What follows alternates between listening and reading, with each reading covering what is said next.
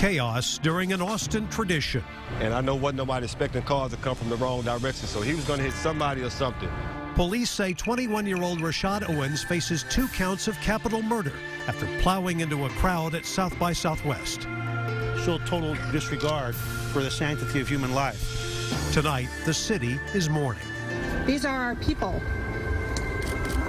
The crowds, the musicians, these are our people. We are learning more tonight about the 2 people killed early this morning. One of them, 35-year-old Stephen Kronmar, was visiting Austin from the Netherlands for South by Southwest. The other, 27-year-old Jamie West, who was from here in Austin. We spoke to her neighbor today, who is stunned.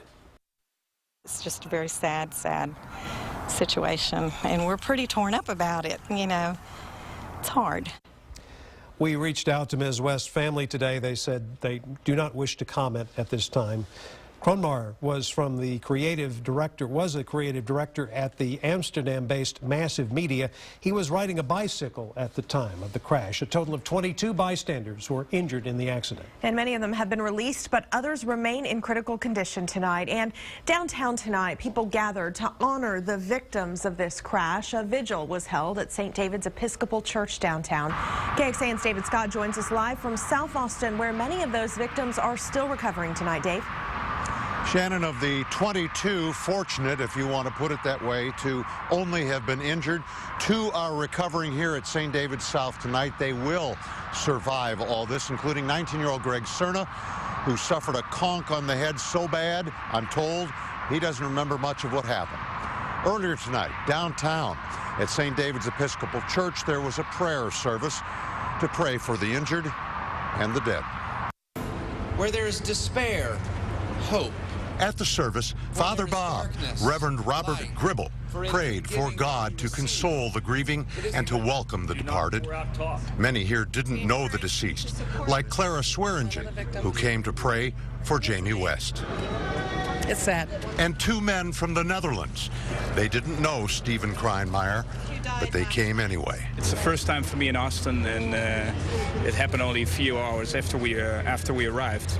Did you know Stephen? Did you have any connection? No, we didn't know him. We didn't know him. But we're here because it's a fellow countryman. Anyone who dies in such an accident is a terrific loss. Of course, for someone who is traveling for his work, to really promote everything that is happening, it's even more tragic.